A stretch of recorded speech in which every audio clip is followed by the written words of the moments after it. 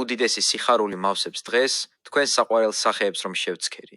და მართლაც, შვილების მოყვარული მშობლებიც კი, ვისაც ბავშვები გარსახვევია და უდიდეს სიამეს ანიჭებენ თავიანთი სათნოებით და ზრდილობით, არ ხარობენ და მხიარულობენ ისე როგორც ვხარობ და მხიარულობ მე, როდესაც ვხედავ, ეს თქვენი სულიერი კრებული ვით მოგროვდა აქ ამგვარი სიდარბაისლით, ღვთის სიტყვის მოსმენის ცოცხალის სურვილით. ვხედავ თუ თქვენ, ხორციელი საკვების სიმდაბლით მგემებელნი, ვითისწრაფით სულიერი ნადიმისკენ და საქმით ამართლებთ უფლის სიტყვებს. არა პურითა ხოლო ცხონდების კაცი, არამედ ყოვლითა სიტყვითა, რომელი გამოვალს პირისაგან ღვთისა. მას ჩვენც ვერ მსგავსოთ მიწათმოქმედებს. ისინი, როდესაც იხილავენ, რომ მიწა უკვე გაწმენდილია და მოშორებული აქვს მავნე მცენარეები, უხვად ფანტავენ მასზე თესლს. ასევე ჩვენც, როდესაც ღვთის წყალობით ეს სულიერი ყანობირი გაწმენდილა მძიმე ვნებებისგან, როცა დასრულებულა განცხრობა და აღარავის აზრებში დარჩენილა ღელვა და ქარიშხალი. არამედ დიდ მდუმარებას და სიმშვიდეს დაუსადგურებია გონებაში, რაიც ამაღლდება და მიფრენს თვით, ასე ვთქვათ, ზეცისაკენ. და რაც ხორციელ საგანთან აცვლად სულიერ საგნებს ჭვრეტს, ასევე ჩვენც გავესაუბრებით თქვენს სიყვარულს, ამ დღეს უფრო ფაქის განსჯას გავბედავთ და საღვთო წერილიდან შემოგთავაზებთ სწავლებას. თუ კი ამას არ ჩავიდენთ ახლა, როდესაც მარხვა დამდგარა, სტომაქის სიამე დაგვითრგუნია და აზრებითაც სათანადოდ გამწყობილ ვართ, მაშ როდისღა მოვახერხებთ თქვენი სიყვარულისთვის ამის შეთავაზებას. მაშინ ხო არა, როდესაც გართობას, თავშეუკავებელ ჭამას სმას და დიდ უზრუნველობას მიეცემით? მაგრამ იმ დროს არც ჩვენ შეგვიძლია ამის გაკეთება ისე როგორ საჭიროა და თქვენც დაფარულების საძრახ განზრახვათა ტალღებით, ვით ერთგვარი ღრუბლით, ვერ შეძლებთ შემოთავაზებული სწავლებიდან რამის მიღებას. მაგრამ როდესაც დგება დრო ამგვარი სწავლებისთვის, როგორც ამჟამად დამდგარა იგი, მაშინ მხევალი აღარ აღდგება თავისი ქალბატონის წინააღმდეგ, არამედ წყნარდება, მორჩილებას და თვინიერებას იჩენს, ხორცის სწრაფვას თრგუნავს და საზღვრებს არ გადადის. მარხვა კი ჩვენი სულის სიმშვიდეა, იგია მოხუცთა დამამშვენებელი, ჭაბუკთა მოძღვარი, უმანკოთა მასწავლებელი. ყველა ასაკს, კაცს თუ დედაკაცს, ერთნაირ გვირგვინს ადგამს. დღეს არსად ისმის ხმაური და ძახილი, არა იქნება ხორცი, არ მიმორბია მზარეულები. ყოველივე ეს ჩაცხრა და ჩვენი ქალაქი ახლა უბიწო, მოგძალებულ და სათნო დიაცს ჩამოჰგავს. როდესაც ვფიქრობ დღევანდელ უეცარ გარდასახვაზე და გუშინდელი დღის არეულობებს ვიხსენებ, გაოცებული ვრჩები მარხვის ძალით მიკვირს, თუ მან თითოეული სინდიში შეღწეულმა, ვით შეცვალა აზრები და დაუწმინდა გონება არა მხოლოდ წარჩინებულებს, არამედ უბრალო ადამიანებსაც, არა მარტო თავისუფალ ხალხს, არამედ მონებსაც, არა მხოლოდ მამაკაცებს, არამედ დედაკაცებსაც, არა მხოლოდ მდიდრებს, არამედ ღარიბებსაც, არა მხოლოდ ბერძნულის მცოდნეთ, არამედ ბარბაროსებსაც. წარჩინებულები და უბრალო ხალხი რასათქმელია მარხვამ, სხვათა მსგავსად მორჩილებისკენ გვირგვინოსნის სინდისიც კი მიდრიკა. დღეს განსხვავება არაა მდიდრისა თუ ღარიბის ტრაპეზ შორის, ყველგან უბრალო ჭამადი დევს, სინათიფეს და სირთულეს მოკლებული. და ამ უბრალო ტრაპეზს შეუდგებიან უფრო მეტი სიამოვნებით, ვიდრე მაშინ, როდესაც ურიცხვი გამორჩეული ნუგბარი და ღვინო მიერთმეოდათ. დაგანახათ საყვარელნო, მარხვის ძალა ჩემმა ნათქვამმა? ამიტომ დღეს მეც ადრინდელზე მეტი გულმოდგინებით განვიზრახავ თქვენთან საუბარს, რა კი ვიცი, რომ თესლს ნოყიერ და ღრმა ნიადაგში ვყრი, მას შეუძლია, ნათესისგან მალე უხვი ნაყოფი მოგცეს. მაშ თუ გნებავთ განვიხილოთ იმ სიტყვათა აზრი, დღეს რომ წავიკითხეთ ნეტარი მოსეს წიგნიდან. მაგრამ გთხოვთ, ყურადღებით ისმინეთ ჩვენი სიტყვები, რადგანაც გაუწყებთ არა საკუთარ აზრებს, არამედ იმას, რასაც ღვთისმადლი ჩაგვაგონებს თქვენს სარგოდ. და რას? თავდაპირველად ღმერთმა შექმნა ცა და მიწა. აქ უპირველეს ყოვლისა საჭიროა ვიკითხოთ, თუ რად გვამცნობს ამას ნეტარი წინასწარმეტყველი, ვინც ამ მოვლენიდან მრავალი თაობის შემდეგ ცხოვრობდა. გვამცნობს არა უმიზეზოდ და არა უმიზნოდ. თავდაპირველად ღმერთი ადამიანის შემქმნელი თავად საუბრობდა ადამიანებთან, რა კი ადამიანებს შეეძლოთ მისი გაგონება. ამგვარად მიდიოდა იგი ადამთან. ამგვარად ამხელდა კაინს. ასე საუბრობდა ნოესთან. ასე სტუმრობდა აბრაამს. ხოლო როდესაც ადამიანთა მთელი მოდგმა უდიდეს უწმინდურებაში ჩავარდა, მაშინაც შემოქმედმა პირი სრულად არ იბრუნა მთელი კაცობრიობისაგან. მაგრამ რაკიღა ადამიანები მასთან საუბრის უღირსები შეიქნენ, ღმერთს კი სურს, მათთან ურთიერთობა აღადგინოს, იგი ადამიანებს თითქოს და შორს არიანო, წერილს უგზავნის, რათა თავისკენ მიიზიდოს კაცობრიობა. ეს წერილი ღმერთმა გამოგზავნა, ხოლო მოიტანა იგი მოსემ. რას გვეუბნება წერილი? თავდაპირველად ღმერთმა შექმნა ცა და მიწა. ამაშიც, საყვარელო, განშვრიტე ამ საოცარი წინასწარმეტყველის განსაკუთრებული აღმატებულება. ყველა სხვა წინასწარმეტყველი გვაუწყებდა იმას, რაც მრავალი ხნის შემდეგ უნდა მომხდარიყო, ან რაც დაუყოვნებლივ მოხდებოდა, ხოლო იგი ნეტარი, ვინც სამყაროს შექმნიდან, უკვე მრავალი თაობის შემდეგ ცხოვრობდა, ზეციური ხელით მართული, ღირსი გახდა. ეთქვა, რაც უფალს მის დაბადებამდე შეექმნა. ამიტომაც დაიწყო თხრობა ამგვარად. თავდაპირველად ღმერთმა შექმნა ცა და მიწა, თითქოს და ყველას ხმამაღლა გვამცნობდეს. არა ადამიანთა უწყებით ვამბობ ამას. ვინც გამოიხმო ეს ცა და მიწა, არ ყოფნიდან ყოფნაში, მანვე აღძრა ჩემი ენა ამაზე საამბობლად. ასე რომ გთხოვთ, ამ სიტყვებს ისე ვუგდოთ ყური, თითქოს და ვუსმენდეთ არა მოსეს, არამედ თავად სამყაროს უფალს, მოსეს ბაგით მეტყველს და ხანგრძლივად გამოვეთხოვოთ საკუთარ მსჯელობებს, რადგან უსუსურია მოკვდავთა ფიქრები და ჩვენი ზრახვები მერყევია. უდიდესი მადლიერებით მივიღებთ მოსეს მიერ თქმულს, ისე რომ არ გავცდებით ჩვენს საზღვრებს, არ გამოვცდით იმას, რაც ჩვენზე მაღალია, ხოლო ასე მოიქცნენ ჭეშმარიტების მტრები, ვინც მოიწადინეს, ყველაფერს საკუთარი გონებით ჩასტომოდნენ და არ იფიქრეს, რომ ადამიანურ ბუნებას არ ძალუძს ღვთის შექმნილის ცდომა. და რას ვამბობ? ღვთის შექმნილისეთქი. ჩვენ ჩვენივე მსგავსი ადამიანის ხელოვნების ცდომაც კი არ შეგვიძლია. მართლაც და მითხარ. გამოდნობის ხელოვნები თვით მიიღება ოქროს ბუნება ან ვით მოიპოვება ქვიშიდან მინის მჭვირვალობა. შენ არ შეგიძლია ამის ახსნა. და თუ კი შეუძლებელია შევიცნოთ ის, რაც თვალწინ გვიდევს და რასაც ღვთის კაცთმოყვარებით ადამიანური სიბრძნე ბადებს, მაშ ადამიანო, ვით შეიცნობ ღვთის მიერ შექმნილს? და რა გამართლება შეიძლება გქონდეს, რა პატიება, როდესაც უგუნურებას მისცემი ხარ და იმაზე ოცნებობ, რაც შენს ბუნებაზე უმაღლესია. თქმა იმისა, რომ ყოველივე უკვე მზანივრთიერებისგან შეიქმნა და არ აღიარება, რომ სამყაროს შემოქმედმა წარმოქმნა ყოველივე არარადან უკიდურესი უგუნურების ნიშანი იქნებოდა. ასე რომ, ნეტარმა წინასწარმეტყველმა ბაგენი აუკრა უგუნურებს და წიგნის დასაწყისშივე თქვა: თავდაპირველად ღმერთმა შექმნა ცა და მიწა, როდესაც გესმის. შექმნა, ნუ იგონებ ნურაფერს სხვას, არამედ მორჩილად იწამე ნათქვამი. ღმერთია, ვინც ყოველივეს ქმნის და გარდასახავს და ყოველივეს საკუთარი ნებისაებრ მოაწყობს. შენიშნე აქ უკიდურესი დამდაბლებაც. მოსე არ ლაპარაკობს უხილავ ძალებზე, არ ამბობს. თავდაპირველად ღმერთმა შექმნა ანგელოზები ან მთავარანგელოზებიო. ფუჭად და უმიზნოდ როდი შეგვირჩია სწავლების ამგვარი გზა.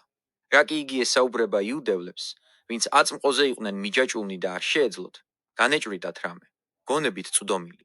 ამიტომ მათ ჯერ გრძნობადი საგნებიდან აამაღლებს სამყაროს შემოქმედამდე, რათა მათ შეიცნობენ რა მხატვარს მის საქმეთაგან, შემოქმედს დიდება აღუვლინონ და არ შეჩერდნენ ქმნილებებზე.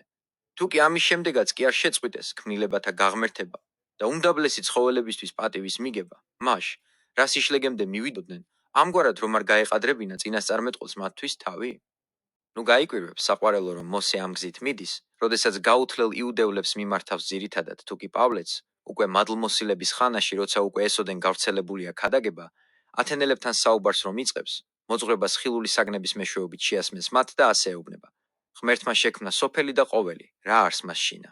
ესეც სისა და ქუეყნისა იარს უფალი, არა ხელით ქმნულთა ტაძართა შინა დამკვიდრებულ არს, არცა კაცობრივთა ხელთა მიერ იმსახურების. რა კიღა იცოდა, რომ ამგვარი დამოძღვრა შეეფერებოდათ, იმიტომაც აირჩია ეს გზა. მან, წმიდა სულით მართულმა, სწორედ იმის გათვალისწინებით გასცა სწავლება, თუ ვინ იყვნენ მისი მოძღვრების მიმღებნი. და იმისათვის, რათა ირწმუნო, რომ ამის მიზეზი მსმენელთა ნაირგვარობა და გაუთლელობაა, ისვინე კოლოსელთა მიმართ ეპისტოლეში როგორ მიმართავს სხვა გზას, რა სხვაგვარად ესაუბრება მათ და ამბობს: რამე თუ მის მიერ დაებადა ყოველივე ცათა შინა და ქუეყანასა ზედა, ხილულნი და არახილულნი, ანუ თუ საყდარნი, ანუ თუ უფლებანი, გინა თუ მთავრობანი, გინა თუ ხელმწიფებანი, ყოველივე მის მიერ და მისა მიმართ დაებადა. და იოანეც ძექუხილისა ასე აცხადებდა: ყოველივე მის მიერ შეიქმნა და თვინიერ მისა არცა ერთი რა იქმნა, რაოდენი იქმნა. მაგრამ მოსე ამგვარად არ ასწავლიდა და სამართლიანადაც, რადგანაც გონივრული არ იქნებოდა, მყარი საკვები მიგვეცა მათთვის, ვინც ჯერაც რძით უნდა ნაყრდებოდეს. ასევე მოძღვარნი, ვინც მშობლებისგან იბარებენ ბავშვებს, მათ სწავლების პირველ მარცვლებს გადასცემენ, ხოლო ისინი, ვინც ამ მასწავლებლებისგან გადაიბარებენ ბავშვებს, უკვე უფრო სრულ ცოდნას აწვდიან მათ. ასე მოიქცნენ ნეტარი მოსეც, ენების მასწავლებელიც, ქუხილის ძეც. პირველმა, რა კი თავიდან შეუდგა კაცობრიობის სწავლებას, მსმენელებს საწყისი ცოდნა შესძინა. შემდგომებმა კი მოსესგან გადაბარებულ მსმენელებს უფრო სრულყოფილი სწავლება გადასცეს.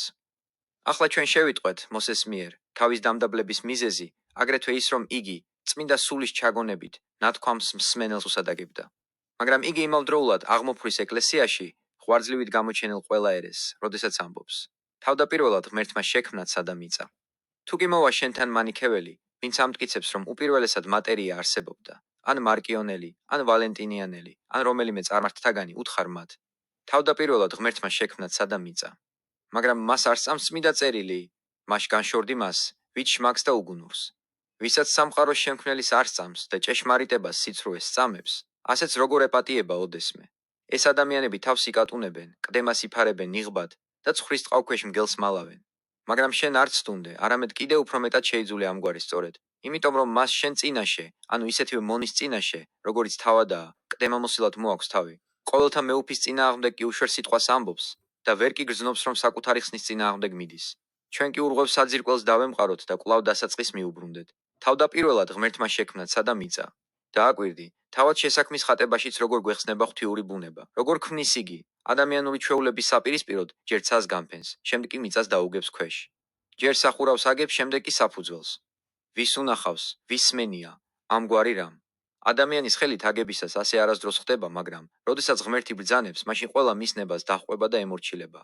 ჩვენი ადამიანური გონებით ნუ გავმცდით ღვთის საქმეებს, არამედ ქმნილების მნახველებმა, გავიოცოთ მხატვრის ძალა. რამე თუ უხილავი იგი, ამბობს წმინდა წერილი, მისი დაბადებითგან სოფლისაით ქნულთამად შინა საცნაურად იხილვების.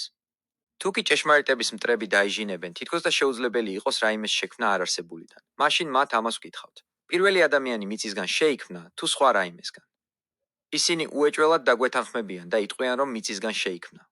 მაშ გვითხრან, როგორ წარმოიქმნა მიწისგან ხორცი? მიწისგან შესაძლოა მივიღოთ ტალახი, აგური, თიხა, კრამიტი. მაგრამ ხორცი როგორღა წარმოიქმნა? ან ძვლები, ნერვები, ძარღვები, ქონი, კანი, ფრჩხილები და თმები? როგორ გამოვიდა ერთი არსებული ნივთიერებიდან ამდენი სხვადასხვაგვარი რამ? ამაზე უკვე ხმასაც ვეღარ იღებენ. და რაღა ჩვენი სხეული? აბა გვითხრან რამე პურზე, რომლითაც ყოველდღე ვიკვებებით. როგორ გარდაიქმნება ეს ერთგვაროვანი პური სისხლად, ლორწოდ, ნაღველად და სხეულის სხვადასხვა წვენებად? პურს მეტწილად ხორბლის ფერი აქვს, სისხლი კი წითელი ან შავია. ასე და ამგვარად, თუ კი მათ არ შეუძლიათ აგვიხსნან ის, რაც ყოველდღიურად თვალწინ გვიდგას, მით უფრო ვერას იტყვიან ღვთის სხვა ქმნილებებზე. მაგრამ თუ კი ისინი ამდენი დამამტკიცებელი საბუთის შემდეგაც ჯიუტად განაგზობენ კირკიტს, ჩვენ, ამის და მიუხედავადაც, გაუთავებლად გავუმეორებთ ერთსა და იმავეს. თავდაპირველად ღმერთმა შექმნა ცა და მიწა. ხოლო დამნათქვამსაც კი შეუძლია დაამხოს მოწინააღმდეგეთა ყველა საყრდენი, ძირისძირობამდე დაარღვევს ყველა ადამიანური ტვინის ჭყლეტა და თავად ისინიც დააყენოს ჭეშმარიტების გზაზე, თუ კი ოდესმე ისურვებენ დავას დაეხსნა. მთელი დედამიწაო, ასე ამბობს, იყო უსახო და უდაბური.